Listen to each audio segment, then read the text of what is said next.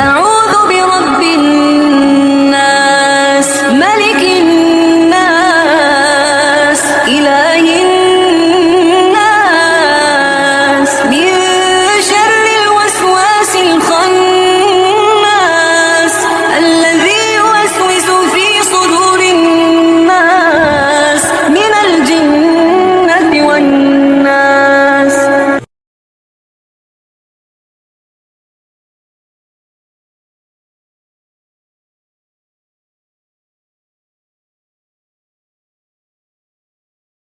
அஸ்ஸலாமு அலைக்கும் வரஹ்மத்துல்லாஹி வபரகாத்துஹு. அன்புக்குரிய இஸ்லாமிய சகோதர சகோதரிகளே, இந்த கிராமத்திலே இந்த இலங்கை நாட்டில் மத்தியிலே சமூகத்துக்கு மத்தியிலே போதை கலாச்சாரம் தலைவிரித்தாடி கொண்டிருக்கிறது. இந்த நேரத்தில் இளைய சமுதாயத்தை பாதுகாக்க வேண்டும், சிறந்த சமூகமாக உருவாக்க வேண்டும் என்ற ஒரே நோக்கத்தோடு, நல்ல நோக்கத்தோடு போதை குறித்து ஒரு விழிப்புணர்வை செய்வதற்காக வேண்டி இந்த இடத்தை நோக்கி நாம் வந்து கொண்டிருக்கிறோம்.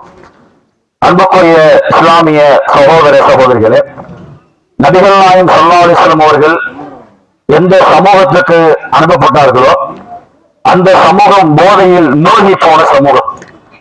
அந்த சமூகத்திலே அல்லாஹ்வுடைய திரு வசனங்களை ஒவ்வொன்றாக இறக்கி அந்த சமூகத்தை உன்னத சமூகமாக, புடம்போட்ட கண்ணங்களாக, சொர்க்கத்தில் நன்மாராயம் கூறப்பட்ட சமூகமாக மாற்றிவிட்டு சென்றதை நாம் எல்லாம் அறிந்திருக்கிறோம்.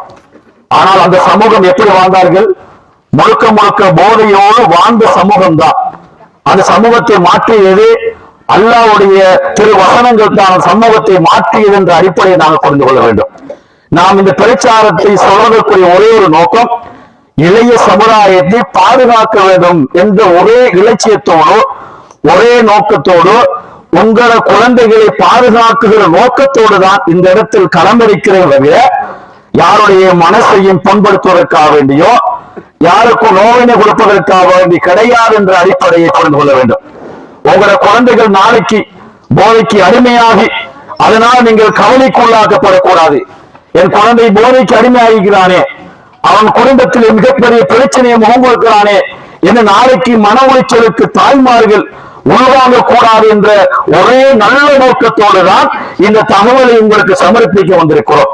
அன்பான இஸ்லாமிய உறவுகளே, அல்லாஹ் தஆலா அல்-குர்ஆன் சொல்கிற பொழுது, இந்த போதை குறித்து சொல்கிற பொழுது, யஸ்அலூனக அனில் ஹம்ர், போதை பற்றி உம்மத்தில் அந்த மக்கள் கேட்கிறார்கள், சொல்லுங்கள், குல் ஃபீஹிமா இஸ்முன் கபீர், அது பெரிய பாவம் என்று சொல்லுவார் அல்ல சொல்லி காட்டுகிறான். அது சாதாரண பாவம் கிடையாது, அது பெரிய பாவம் சொல்லி காட்டுகிறான்.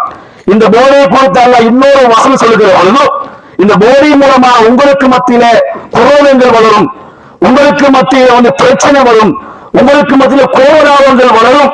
எனவே இது குறித்து அல்ல சொல்லுகிற பொழுது, இன்னமா யுரீது ஷைத்தானு ஐயூக்கிய பைனக்கும் அதாவத வல் பகல ஃபில் ஹம்ரி வல் மைசிர், இந்த போதையின் மூலமாகவும் சூதாட்டத்தின் மூலமாகவும் உங்களுக்கு மத்தியில ஷைத்தான் குரோதங்களை வளர்க்க விரும்புகிறான், வினோதங்களை வளர்க்க விரும்புகிறான், கோபராகங்களை வளர்க்க விரும்புகிறான் என்று அல்லாஹ் சொல்லிவிட்டு சொல்கிறான்.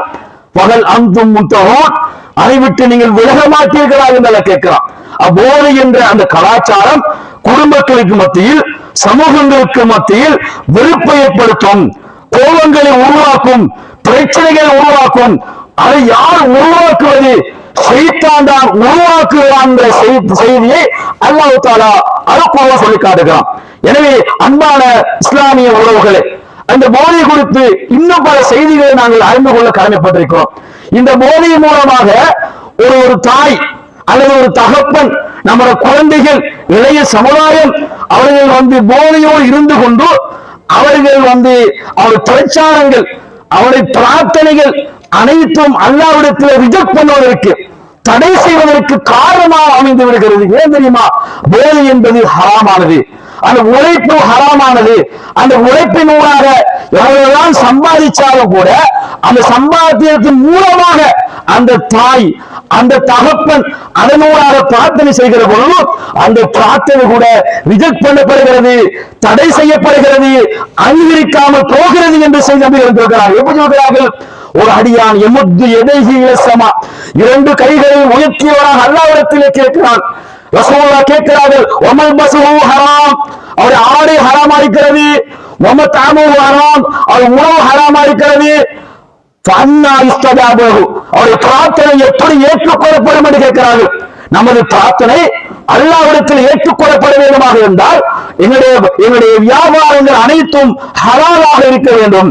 ஹராமாக இருக்கிற எந்த வியாபாரமும் அந்த லாபத்தினூடாக நாங்கள் உழைக்குகிற அந்த வருமானத்தினூடாக சாப்பிடுகிற எந்த உணவாக இருந்தாலும் எந்த உரையாக இருந்தாலும் அனைத்தும் ஹராம் என்ற செய்தியை அல்லாஹ் சொல்லி காட்டுகிறான். நம் குழந்தைக்காக, நம் எதிர்கால சந்ததிகளுக்காக, நம் மகளுக்காக எவ்வளவு நாங்கள் பிரார்த்தனை செய்வோம். என் மகள் திருமணம் முடித்திருக்கிறார், மகளுக்கு குழந்தை கிடைக்க வேண்டும் என்று அல்லாஹ்விடத்தில் பிரார்த்தனை செய்வோம். தகப்பன் பிரார்த்தனை செய்வார். ஆனால் அந்த பிரார்த்தனை நிராகரிக்கப்பட்டுவிடும், ஏற்றுக்கொள்ளப்படாது. ஏன் காரணம் தெரியுமா? அவருடைய அந்த வியாபாரம் ஹராமான வியாபாரமாக இருக்கிறது. அதனால் அது தடை செய்யப்பட்டு விடும் என்ற செய்தி அல்லாஹ் சொல்லி காட்டுகிறான். அது மாத்திரம் கிடையாது, அன்புக்குரிய இஸ்லாமிய சகோதரர்களே, நாங்கள் இந்த வியாபாரத்தை பொறுத்த வரைக்கும் அது வீண் வரையும் உள்ள அது வியாபாரம். அதனால் எந்த பயனும் கிடையாது. அது கஞ்சாவா இருக்கலாம், ஹெரோயினா இருக்கலாம், ஐஸாக இருக்கலாம், இது போன்ற எந்த போதையாக இருந்தாலும் அந்த போதையுடைய அந்த வியாபாரத்தின் மூலமா சம்பாதிக்கிற பொழுது அந்த சம்பாத்தியம் என்பது எப்படிப்பட்ட சம்பாத்தியம்? அது வீண்வரையும் உள்ளது, அது பயனற்றது. அதை நீங்க வாங்கி குடிக்கிற பொழுது நீங்க காசு கொடுத்து வாங்குகிறீர்கள், 10,000 கொடுத்து 20,000 கொடுத்து வாங்குகிறீர்கள். அதனால் என்ன நன்மை இருக்கிறது? உடலுக்கு நன்மை இருக்கிறதா? சமூகத்துக்கு நன்மை இருக்கிறதா? யாருக்கு நன்மை கிடையாது. தனக்கு நன்மை இல்லாத, சமூகத்துக்கு நன்மை இல்லாத, முழுக்க முழுக்க தன் உடலுக்கு தீமை ஏற்படுத்துகிற, பாதிப்பை ஏற்படுத்துகிற அந்த அம்சத்தை பொறுத்த வரைக்கும் அது வீண்வரையம் என்ற செய்தியை அல்குர்ஆன் சொல்கிறது. வீண்வரையத்தை பற்றி அல்லாஹ் சொல்லும் போது சொல்கிறான், இன்னல் முபத்திரீன கானு இஹ்வான ஷயாத்தீன், வீண்வரையம் செய்யக்கூடியவர்கள் ஷைத்தானுடைய உற்ற சகோதரர் சொல்லி காட்டுகிறான். யாருடைய சகோதரர்கள்? ஷைத்தானுடைய சகோதரர்கள். வீண்வரையும் செய்கிறவர்கள் யாருடைய சகோதரர்கள்? ஷைத்தானுடைய சகோதரர்கள். ஷைத்தான் யாரு? எங்களை நரகத்துக்கு இட்டு செல்லக்கூடிய படுபாவி. அப்படிப்பட்ட சகோதரனாக நாம் இருக்க முடியுமா? நண்பனாக இருக்க முடியுமா? நண்பனாக யார் ஆகுவார்கள்? யார் காசை கொடுத்து போதை வாங்குறார்களோ அது வீண்வரையமானது, பயனற்றது. பயனற்றதை பொறுத்தவரைக்கும் அல்லாஹ் சொல்லுகிறான், அது ஷைத்தானுடைய சகோதரன் சொல்லி காட்டுகிறான். இன்னல்லாஹ லா யுஹிப்புல் முஸ்லிமீன், வீண்வரையம் செய்யக்கூடியவர்களை அல்லாஹ் ஒரு நாளும் நேசிக்கமாக இருக்கிறான். எனவே அந்த சல்லியை கொடுத்து, பொருளாதாரங்களை கொடுத்து, லட்சக்கணக்கான சல்லிகளை கொடுத்து நீங்கள் வாங்குகிற அந்த போதை என்பது அது வீண்வரையம். அது எப்படிப்பட்ட சமுதாயத்தை அல்லாஹ் நேசிக்க மாட்டான் சொல்லி காட்டுகிறான். அது மாத்திரம் கிடையாது, இது மறுமையிலே நடக்கிற அந்த கெடுதிகள். இந்த உலகத்துல நீங்க பாருங்க, ஒருத்தர் போதைக்கு அடிமையா இருக்கிறார், ஐஸுக்கு அடிமையா இருக்கிறார். அதனால என்ன விளைவு தெரியுமா? அது கிட்னி பாதிக்கப்படுகிறது, நுரையீரல் பாதிப்புக்குள்ளாக்கப்படுகிறது, சுவாச பை பாதிப்புக்குள்ளாக்கப்படுகிறது, கேன்சர் நோய்க்கு மூல காரணம் இருக்கிறது. பலவிதமான நோய்களுக்கு அச்சாணியாக இருப்பது என்ன தெரியுமா? இந்த போதை வஸ்து. அப்ப தன் உடலுக்கு எந்த நன்மையும் இல்லாத அல்லாஹ் அழகிய பார்ட்ஸ், ஒரு கிட்னி ஒருத்தர் இழந்துட்டார் வைங்க, அதை கடையில வாங்க முடியுமா? பல கோடிக்கணக்கான சல்லி இருந்தாலும் கூட வாங்க முடியுமா? இன்னைக்கு எவ்வளவு பேர் கஷ்டப்படுகிறார்கள். வீதி வீதியாக தெரு தெருவாக சென்று என்னுடைய மகனுக்கு கிட்னியை நான் இழந்து விட்டேன், எனவே நீ உங்களுடைய பொருளாதாரம் தாருங்கள் என்று 100 ரூபாய், 50 ரூபாய், 1000 ரூபாய் என்று வீதி வீதியாக சென்று இன்றைக்கு பிச்சை எடுப்பது போல கேட்கிறார்களே. எத்தனை நாள் செலவழிக்கிறார்கள், எத்தனை வருடங்கள் செலவழிக்கிறார்கள். எனவே இதுக்கெல்லாம் என்ன காரணம்? அந்த போதை வஸ்துக்கு அடிமையாகி அதனால் நமக்கு என்ன செய்கிறோம்? உண்மை அல்லாஹ் அந்த அற்புதமான பார்ட்ஸை நாங்கள் இழந்து விடுகிறோம். எனவே இதை நாங்கள் கவனமா இருக்க வேண்டும். அதனால காசு கொடுத்து வாங்குகிற பொருள் கிடையாது, அதை பாதுகாப்பாக வைக்க வேண்டும். ஒருத்தர் கஞ்சா குடிக்கவில்லை, சாராயம் குடிக்கவில்லை, எதுவுமே குடிக்கவில்லை, அதனால் கிட்னி இழந்திருக்கிறார் என்றால் அது சோதனை. அந்த சோதனைக்கு நன்மைதான் கிடைக்கும். நாங்களாக தேடிக்கொண்டு நாங்களாக தீமைக்கு அடிமையாகி அதன் மூலமாக கிட்னி இழப்பமாக இருந்தால், சுவாச பை இழப்பமாக இருந்தால், நுரையீரலை இழப்பமாக இருந்தால் அது நாங்கள் தேடிக்கொண்ட அம்சம். அல்லாஹ் சொல்லி காட்டுகிறான், வலா தூக்கூபி ஐதீக்கும் இழப்பவர்களுக்கா, உங்களுடைய கரத்தினாலே உங்களை நீங்கள் அழித்துக் கொள்ள வேண்டும் சொல்லி காட்டுகிறான். உங்களை நீங்கள் நாசத்துக்கு உள்ளாக்காதீர்கள். உங்கள் பொருளாதாரங்களை செலவழித்து தன் உடம்பை கெடுக்க வேண்டுமா, தன் உடம்பை அழிக்க வேண்டுமா? யோசித்து பாருங்கள். உங்கள் மீது அன்பு வைத்துதான் இதை பேசுகிறோம். வேற என்ன இருக்கிறது? உங்களுடைய கிட்னியை பாதுகாக்க வேண்டும் சொல்வது உங்கள் மீது அன்பின் காரணத்தினால, இளைய சமுதாயத்தை பாதுகாக்கிற நோக்கத்தில் தானே. வேற என்ன நோக்கம் இருக்கிறது? அப்ப நானும் நீங்களும் இந்த உலகத்திலே சுகதேகியா வாழ வேண்டும், அதற்காக சொல்கிறோம். அது மாத்திரம் கிடையாது. இதுக்கு அடிமைப்பட்டவர்கள், போதை வஸ்துக்கு அடிமைப்பட்டவர்கள் குடும்ப வாழ்க்கையில் சந்தோஷம் இருக்குமா, நிம்மதி இருக்குமா? அது குடும்ப வாழ்க்கையில நிம்மதி இழந்து போவார்கள். கணவன் மனைவி சந்தோஷமா பேச மாட்டார்கள். அவனுக்கு 24 மணித்தியாலமும் போதையோடு அந்த சிந்தனையோடு வாழுவான். குழந்தையை கவனிக்க மாட்டான், குழந்தையோட படிப்புகளை பற்றி சிந்திக்க மாட்டான், மனைவிக்கு சந்தோஷத்தை கொடுக்கிற எதையுமே அவன் செய்ய மாட்டான். ஏன் தெரியுமா? என்ன காரணம் தெரியுமா? என்ன அடிப்படை தெரியுமா? இந்த போதை என்பது அவனை மறக்கடிக்கிறது. ஒரு மனைவியை திருப்திப்படுத்துகிற அம்சத்தை மறக்கடிக்கிறது. குழந்தையை நல்ல பிரஜையாக உருவாக்க வேண்டும் என்ற அம்சத்தை மறக்கடிக்கிறது. எனவே அப்படிப்பட்ட ஒரு காரியத்தை நாங்கள் செய்துவிடக் கூடாது. நம்ம குழந்தை அதனை மூழ்கி விடக்கூடாது.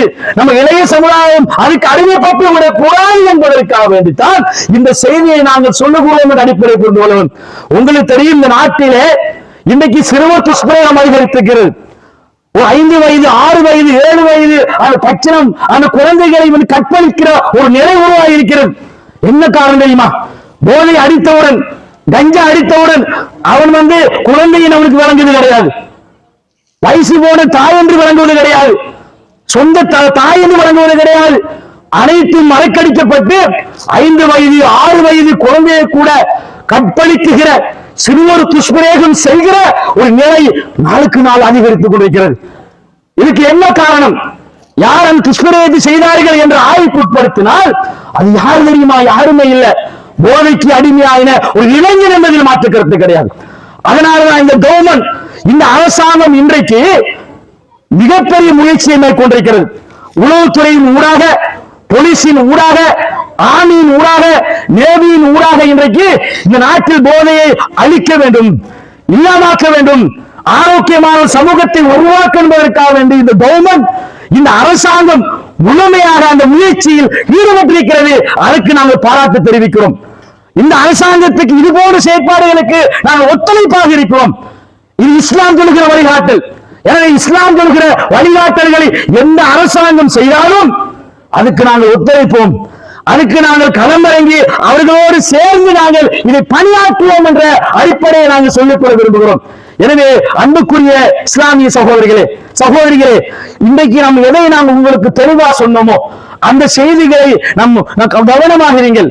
நம்முடைய குழந்தைகள் பாடசாலைக்கு செல்கிற பொழுது அவன் நேரத்துக்கு வருகிறானா, வீட்டில் அதிக நேரம் தூங்குகிறானா, ஏன் தூங்குகிறான் என்று நீங்கள் பரிசோதனை செய்யுங்கள்.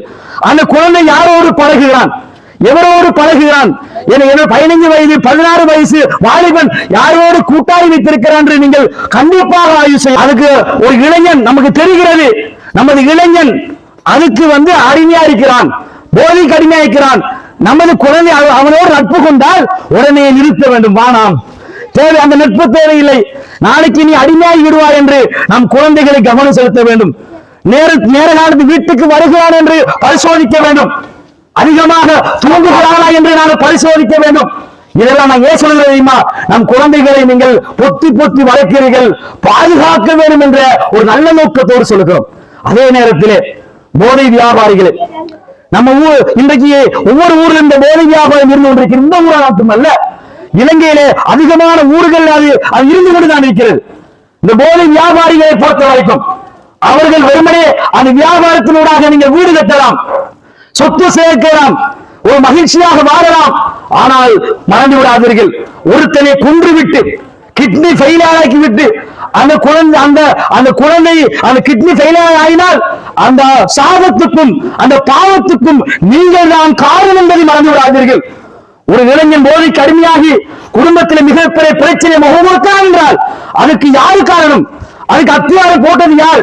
போதை வியாபாரிகள். இந்த உலக வாழ்க்கை அற்ப வாழ்க்கை, நிரந்தரமற்ற வாழ்க்கை. நாளைக்கு நீங்க மரணித்தால் மறுமையில என்ன பதில் சொல்ல போகிறீர்கள்? அந்த குடும்பத்துடைய சாபத்துக்கு நீங்க உள்ளாக்கப்படுவீர்கள். எனவே போதை வியாபாரிகளே, ஹலாலான வியாபாரத்தை செய்வோம். ஹராமான வியாபாரத்தின் மூலமாக நம் இளைய சமுதாயத்தை அழித்துக் கொண்டிருக்கிறோம். அழிப்பதற்கு நாங்கள் பங்காளியாக இருக்கிறோம். எனவே இஸ்லாம் எதை அனுமதித்திருக்கிறதோ, எதை ஹலாலாக்கி இருக்கிறதோ அதை மாத்திரம் நாங்கள் வியாபாரம் செய்வோம். அதில் பரக்கத் செய்வான் அல்லாஹ் தஆலா. எனவே உடனடியாக இந்த பயான் உரையை கேட்டவுடன் அந்த போதை வஸ்துக்கு முற்றுப்புள்ளி வைத்து, போதை வியாபாரத்துக்கு முற்றுப்புள்ளி வைத்து நம் இளைய சமுதாயத்தை பாதுகாக்க நோக்கத்தோடு எல்லாரும் ஒன்றிணைந்து பயணிக்க வேண்டும். மனுஷன் தவறு செய்யக்கூடியவர்தான், தப்பு செய்யக்கூடியவன் தான். அவனுக்கு வசனங்கள் சுட்டிக்காட்டுகிற பொழுது, ஆதாரங்களை முன்வைக்கிற பொழுது அவன் மாற்றம் அடைவான். ஒருத்தன் தொடர்ந்தேச்சியாக போதை வியாபாரியா இருக்க மாட்டான். அவனுக்கு நல்ல செய்திகள் எட்டுகிற பொழுது நாளைக்கு மாற்றிக் கொள்வான். ஆனால் ஒருத்தன் திரும்பி வாழுகிற பொழுது அவன் கெட்ட பார்வையோடு நாங்கள் பார்த்து விடக்கூடாது. நபிகள் காலத்திலே அந்த சஹாபாக்கள் ஆரம்பத்தில் எப்படி இருந்தார்கள்? போதைக்கு அடிமையாக இருந்தார்கள். அல்லாஹ்வுடைய வசனங்கள் சொல்லுகிற பொழுது மாற்றிக் கொண்டார்கள். அதுபோது நம்முடைய சமூகம் நாளைக்கு மாற்றிக் கொள்வார்கள், திரும்பி வாழுவார்கள். எனவே திரும்பி வாழ்ந்த உடனே அவர்கள் உண்மையில் அல்லாஹ் தஆலா அவர்களை மாற்றியிருக்கிறான். நாங்கள் சந்தோஷம் அடைய வேண்டும், நாங்கள் மகிழ்ச்சி அடைய வேண்டும் என்ற அடிப்படையை சொல்லிக்கொண்டு முடித்து விடைபெறுகிறேன். வ ஆகிரு தஅவானா அல்ஹம்துலில்லாஹி ரப்பில் ஆலமீன்.